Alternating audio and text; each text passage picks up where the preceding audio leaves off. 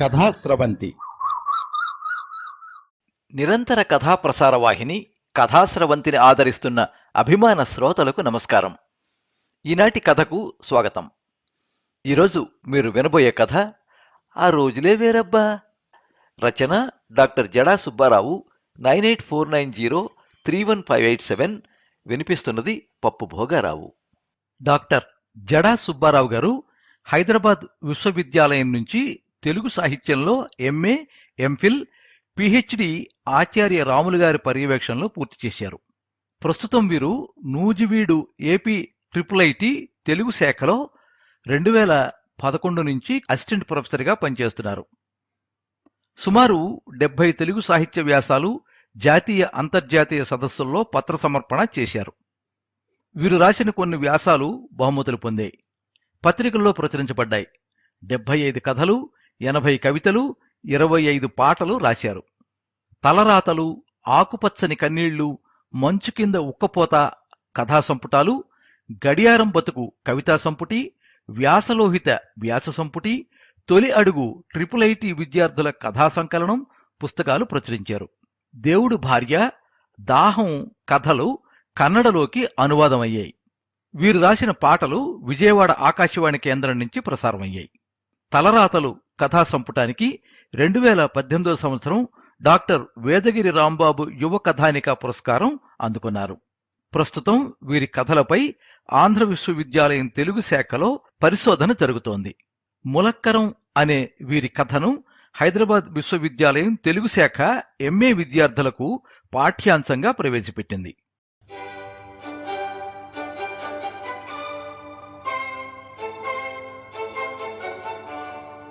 ఒకప్పటి బాల్యం రుచి ఎలా ఉండేది?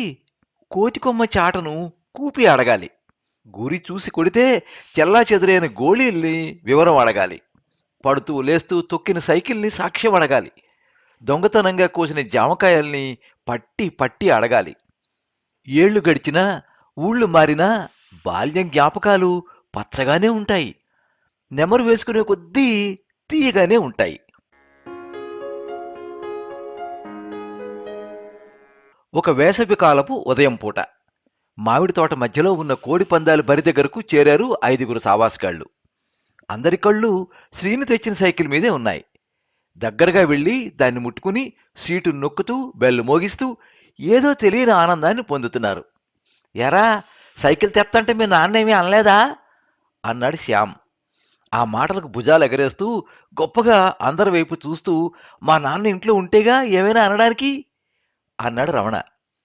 అంటే నోరెళ్లబెడుతూ మధ్యలోనే ఆపేశాడు శ్యామ్. నాన్న పనికి వెళ్ళాడు, అమ్మ బట్టలు తొక్కడానికి ఊరి చివరి బాయికాడికి వెళ్ళింది. వాకిట్లో సైకిల్ ఉంటే తీసుకొచ్చేశా అన్నాడు రమణ. అయితే మీ నాన్న వచ్చాక తెలిస్తే సాయంత్రం నీకు బడితి పూజే అన్నాడు నవ్వుతూ. అప్పటిదాకా ఉంటానేంటి, తొక్కేసి మళ్ళీ పెట్టేస్తాగా అన్నాడు రమణ. మిగిలిన ముగ్గురు వీళ్ళిద్దరి వంక ఆనందంగానూ అయోమయంగానూ చూస్తూ ముందు నేనంటే నేను తొక్కుతా అన్నట్లుగా హడావిడి పడసాగారు. అప్పటిదాకా ఆ తంతంతా చూస్తూ మౌనంగా ఉన్న వరుణ్ ముందుకొచ్చి, ఏంటి మీరు చూస్తే సైకిల్ ఎత్తులో సగం కూడా లేరు, మీరు ఈ సైకిల్ తొక్కుతారా అన్నాడు ఆశ్చర్యంగా. వరుణ్ తల్లిది ఆ ఊరే. ఆమె భర్త వేరే చోట ఉద్యోగం చేయడం వల్ల ఎప్పుడో ఒకసారి చుట్టం చూపుగా ఆ ఊరు వస్తూ ఉంటుంది. పిల్లలు పల్లెటూళ్ళకు వెళితే జులాయిగా తిరుగుతారని, తొందరగా చెడిపోతారని ఆమె ప్రగాఢ నమ్మకం. అందుకే వీలైనంత వరకు వరుణ్ణి ఆ ఊరు తీసుకురాకుండా జాగ్రత్త పడుతూ ఉంటుంది. ఇప్పుడు కూడా సెలవులు ఇచ్చారుగా, పిల్లోండో 4 రోజులు పంపించు అని వాళ్ళ అమ్మ బలవంతం చేస్తే 1000 జాగ్రత్తలు చెప్పి దిగబెట్టి వెళ్ళింది. అదిగో అలా వరుణ్ ఆ ఊర్లో ఉన్న వీళ్లతో కలిశాడు. ఏ, నీకు సైకిల్ తొక్కడం రాదా అన్నాడు వెంకట్ వెటకారంగా. ఎందుకు రాదు, వచ్చు. వాడిలో అహం దెబ్బతింది. అయితే ముందు నువ్వే తొక్కు అన్నాడు రమణ. ఈ సైకిల్ తొక్కడం రాదు, నేను తొక్కేది వేరుగా ఉంటుంది. సీటు మీద కూర్చున్నాక పడిపోకుండా అటు ఇటు బ్యాలెన్స్ చేసుకోవడానికి ఉంటుంది. దీనికి అలాంటివి లేవు. తొక్కడం సంగతి తర్వాత, ముందు ఎక్కితేనే పడిపోతాం. అయినా మీకు కాలు అందదు కదా, ఎలా తొక్కుతారు అన్నాడు అయోమయంగా వరుణ్. పంగలు తొక్కుడు అన్నాడు కృష్ణ. 4 సావాసగాళ్ళు పకాల్మని నవ్వారు. తనలో తానే ఉడుక్కుంటూ వాళ్ళ వైపు ఎలా అన్నట్టుగా చూశాడు వరుణ్. విశాలంగా ఉన్న ఆ కోడిపందాల బరిలో సైకిల్ తొక్కడం మొదలైంది. ముందుగా రమణ సైకిల్ మధ్యలో నుంచి అటువైపు పెడల మీద, ఇటువైపు పెడల మీద కాలు పెట్టి బ్యాలెన్స్ చేసుకుంటూ మధ్య మధ్యలో కాలు నేల మీద ఈడ్చుకుంటూ బరి చుట్టూ తిరిగొచ్చాడు. అందరూ చప్పట్లు కొట్టారు. తర్వాత శ్యామ్, కిరణ్, కృష్ణ ముగ్గురు పడుతూ లేస్తూ మధ్య మధ్యలో ఆపుకుంటూ ఆ మూల నుంచి ఈ మూల వరకు తొక్కారు. ఇక ఆఖరుగా నలుగురు కలిసి వరుణ్ వైపు చూశారు. నా వల్ల కాదన్నట్లుగా చూస్తున్న వరుణ్ణి నలుగురు బలవంతంగా సైకిల్ దగ్గరికి లాక్కొచ్చారు. భయం భయంగానే కాలును సైకిల్ మధ్యలో నుంచి పెడల్ మీద వేయగానే సైకిల్ బ్యాలెన్స్ తప్పింది. పడబోతూ ఉంటే నలుగురు మిత్రులు పట్టుకుని ఆపేశారు. వరుణ్ తొక్కుతూ ఉంటే అటు ఇద్దరు ఇటిద్దరు నలుగురు ఆ చివరి నుంచి ఈ చివరి వరకు సైకిల్ వెనకాలే పరిగెత్తారు. అలా ఒకరి సపోర్టుతో ఒకరు ఒక్కోసారి ఎవరి సహాయం లేకుండానే సైకిల్ తొక్కారు. థ్యాంక్స్ రా, పంగల తొక్కుడు నాకు భలే నచ్చింది. ఇంతకుముందు పడిపోతాననే భయం ఉండేది, ఇప్పుడు తొక్కగలననే నమ్మకం వచ్చింది అన్నాడు ఆనందంగా వరుణ్. సరేరా, కాసేపు కర్రా బిళ్ళ ఆట ఆడుకుందాం అన్నాడు కృష్ణ. మిత్రులంతా సైకిల్ని మామిడి చెట్టు పక్కన పెట్టొచ్చి ఆటకి సిద్ధంగా నిల్చున్నారు. వరుణ్కి ఆ పేరే కొత్తగా ఉంది. ఇక ఆడితే ఎలా ఉంటుందోనని ఉత్కంఠగా చూడసాగాడు. ఇదిగో ఈ బిళ్ళని ఇలా గొయ్యి మీద అడ్డంగా పెట్టి కర్రతో గాల్లోకి లేపి బలంగా కొట్టాలి. దాన్ని ఎవరైనా పట్టుకుంటే నువ్వు అవుట్ అయినట్లే. అలా కాకుండా అది దూరంగా వెళ్తే నీకు మార్కులు వస్తాయి అన్నాడు వరుణ్ వైపు చూస్తూ రమణ. అలాగా అన్నట్టు తల ఊపాడు వరుణ్.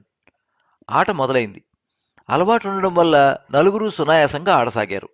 వాళ్ళు కొడుతూ ఉంటే బిళ్ళ గాల్లోకి ఎలా లేస్తుందో, అంత దూరం ఎలా వెళ్తుందో ఆశ్చర్యపడుతూనే వాళ్ళు కొట్టిన బిళ్ళ కోసం పరిగెత్తసాగాడు వరుణ్. ఆఖరుగా వరుణ్ ప్రయత్నం చేశాడు. మొదట బిళ్ళని గాల్లోకి లేపడం కుదరలేదు. ఒకవేళ బిళ్ళ లేచినా దాన్ని బలంగా కొట్టలేకపోయేవాడు. కొట్టినా చాలా తక్కువ దూరం వెళ్ళి పడేది. అయినా నిరుత్సాహపడలేదు వరుణ్. తనకి తెలియని కొత్త ఆటల మీద ఏదో తెలియని ఉత్సాహం మొదలైంది. ఒరేయ్, గోళీల్ని జేబులో పెట్టుకుని ఎంతసేపు ఉంటావురా? కాసేపు ఆడుకుందాం, బయటికి తీ. కిరణ్ వైపు చూస్తూ హుకుం జారీ చేశాడు రమణ. రెండు జేబుల్లోనూ చేతులు పెట్టి అన్ని రంగుల్లోనూ అన్ని సైజుల్లోనూ ఉన్న గోళీలను బయటికి తీశాడు కిరణ్. స్నేహితులంతా వాటి చుట్టూ మూగారు. చిన్న రింగ్ లాంటిది గీసి గుప్పెడు గోళీల్ని అందులో పెట్టాడు రమణ. పెద్ద సైజున్న గోళీతో ఛాన్స్ మిస్ అవ్వకుండా గూరి చూసి వాటిని చెల్లా చెదరయ్యేట్లుగా కొట్టాడు. గిరి దాటి బయటికి వచ్చిన గోళీలన్నిటినీ తన జేబులో పోసుకున్నాడు. పడుతున్న చెమటను ఒక చేత్తో తుడుచుకుంటూ మరో చేత్తో గోళీని పట్టుకుంటూ ఒక కన్ను మూస్తూ తెరుస్తూ గోళీల వైపు తీక్షణంగా చూస్తూ చాకచక్యంగా బరిలో ఏమీ మిగలకుండా కొడుతున్న రమణను చూసి అందరూ కేరింతలు కొట్టారు. వరుణ్ చాలా ప్రయత్నం చేశాడు. ఒకవైపు ఓడిపోతానేమోననే భయం, మరోవైపు ఎలాగైనా ఒక్క గోళీనైనా కొట్టాలనే పట్టుదల తప్ప వరుణ్ కళ్ళ ముందు ఇంకేమీ కనిపించట్లేదు. ఎలాగో ముందుకు తూలి నిలదొక్కుని ఒక్క గోళీని కొట్టాడు. ఆనందానికి అవధులు లేవు. మిగిలిన నలుగురు భుజం చరుస్తూ చప్పట్లు కొట్టారు. ఏనుగెక్కినంత సంబరపడ్డాడు వరుణ్. ఒరేయ్, మా నాన్న వచ్చేస్తాడు, వాకిట్లో సైకిల్ లేకపోతే ఒళ్ళు చీరేస్తాడు, వెళ్ళిపోదాం అన్నాడు రమణ. వెంకట్ నవ్వుతూ, ఈడికి ఎప్పుడు తొందరే, కూసేపు ఉండరా రమణ, భలే ఉందిరా ఈరోజు. ఈ ఎదవకి ప్రతిదానికి డౌటే. ఈడు అన్నం తింటున్నాడో డౌట్లు తింటున్నాడో అర్థం కాలేదు నాకు అన్నాడు వరుణ్ వైపు చూస్తూ. వరుణ్ కూడా నవ్వుతూ, ఇవి కాకుండా ఇంకేం ఆటలాడతారా అన్నాడు. చెప్పాలంటే బోల్డ్ ఉన్నాయిలే. ముంజికాయ బుర్రలతో సైకిల్ చేసుకుని ఆడతాం, సాయంత్రం అయితే సబ్జా ఆడతాం, దొంగ పోలీస్, ఇలాంటివి. సబ్జానా? అదేం ఆటరా అన్నాడు వరుణ్ ఆశ్చర్యంగా. అదా, దాక్కునే ఆట. ఇంకా అలాంటి బోల్డ్ ఆటలున్నాయిలే. 4 రోజులు ఉంటావుగా, నిదానంగా నీకే తెలుస్తాయిలే. మా అన్నీ పల్లెటూరు ఆటల్లే. కాసేపు మీ పట్నం ఆటల సంగతి చెప్పు అన్నాడు వెంకట్. అయోమయంగా చూశాడు వరుణ్. కాసేపు అయ్యాక బుర్ర కొక్కుంటూ, ఇక్కడికి వచ్చాక ఇన్ని ఆటలు ఆడానని మా అమ్మకి తెలిస్తే చంపేస్తుంది. స్కూలు, ట్యూషన్, అప్పుడప్పుడు సెల్లో ఆటలు తప్ప ఇన్ని ఆటలు నాకు తెలియవు. ఎప్పుడైనా సినిమాకి వెళ్తాం, అందులో హీరోయిన్ ఇమిటేట్ చేసి డైలాగ్ చెప్తే మా అమ్మకి ఎంతో ఆనందం అన్నాడు. అదేంటి, అయితే అస్సలు ఆటలే ఆడవా నువ్వు అన్నాడు వెంకట్. దానికి పెద్దగా నవ్వుతూ, ఒకసారి ఇంట్లో వాళ్ళకి తెలియకుండా మా ఫ్రెండ్స్తో క్రికెట్ ఆడాను, బాల్ తగిలింది, ఇక అప్పటి నుంచి క్రికెట్ మాన్పించేశారు. ఇంకోసారి సైకిల్ తొక్కుతూ పడిపోయాను, అందుకని కారిడార్లో తప్ప రోడ్డు మీదకెళ్ళి సైకిల్ తొక్కనివ్వదు మా అమ్మ. పొరపాటున వెళ్ళినా ఎక్కడ పడిపోతానో అని అమ్మో నాన్నో ఎవరో ఒకరు నాతో వస్తారు అన్నాడు. వరుణ్ మాటలు వింటూ ఇదిగో ఇటు చూడోసారి అంటూ తన మోకాలు చూపిస్తున్న కిరణ్ వైపు ఏమీ అర్థం కానట్లుగా చూశాడు వరుణ్. సైకిల్ తొక్కుతూ పడినప్పుడల్లా మోకాలు చిప్పలు పగిలిపోయేవి. అలాగే ఇంటికెళ్తే నాన్న పెచ్చ కొట్టుడు కొట్టేవాడు. అయినా తొక్కడం ఆపేశామా అన్నాడు రమణ నవ్వుతూ. మరి స్కూల్లో ఆడుకుంటావా అన్నాడు వెంకట్ ఉత్సాహంగా. స్కూల్లో ఆటలా? బాగా చెప్పావు నువ్వు. మా స్కూలు రోడ్డు పక్కన ఉంటుంది. క్లాస్ జరుగుతుంటే ఎప్పుడూ హారన్ల మోత. ఒకదాని తర్వాత ఇంకో క్లాస్ జరుగుతూనే ఉంటుంది. ఒకరి తర్వాత ఇంకో టీచర్ వస్తూనే ఉంటారు. మమ్మల్ని బయటకు వదలరు అన్నాడు నిరుత్సాహంగా. నలుగురు మిత్రులు వరుణ్ వంక అయోమయంగా చూశారు. కాసేపు అయ్యాక మరి నీకు ఫ్రెండ్స్ ఉంటారు కదా, వాళ్ళేం మాట్లాడతారు అడిగాడు వెంకట్. వాడి వైపు ఒకసారి చూసి ఆడుకోవడానికి ఇంకేమున్నాయి, క్రికెట్టే కదా అన్నాడు వరుణ్ నవ్వుతూ. వాళ్లలో వాళ్లే నవ్వుకుంటూ ఇళ్లకు బయలుదేరారు. ఒరేయ్, కొంచెం ఎండ తగ్గాక మామిడి తోట దగ్గరికి రండి, కాసేపు కోతి కొమ్మచ్చి ఆడుకుందాం. అలాగే మర్చిపోకుండా సైకిల్ టైర్స్ తెచ్చుకోండి రాయ్, సరదాగా ఓ పందెం వేసుకుందాం అన్నాడు పెద్దగా. ఆడుకుంటుంటే ఒళ్ళు అలసిపోతున్నట్లుగా అనిపిస్తుంది. అయినా ఆడుతున్న ప్రతి ఆట ఏదో కొత్త పాఠం నేర్పుతున్నట్లుగా ఉంది. వరుణ్ మనసు ఏదో తెలియని ఆనందంతో నిండిపోయింది. అందరితో పాటు వరుణ్ కూడా తల ఊపుతూ ఇంటివైపు నడిచాడు.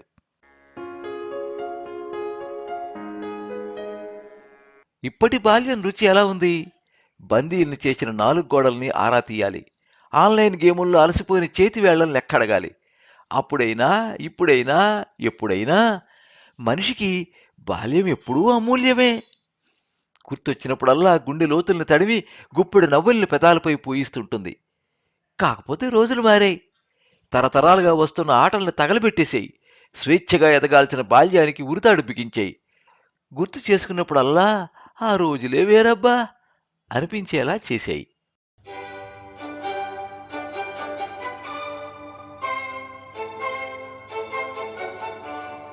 మీరింతవరకు ఆ రోజులే వేరబ్బా కథ విన్నారు.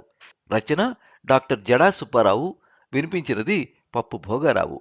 ఈ కథ నవంబర్ 2025 సంవత్సరం సాహిత్య ప్రస్థానం సంచికలో ప్రచురితమైంది.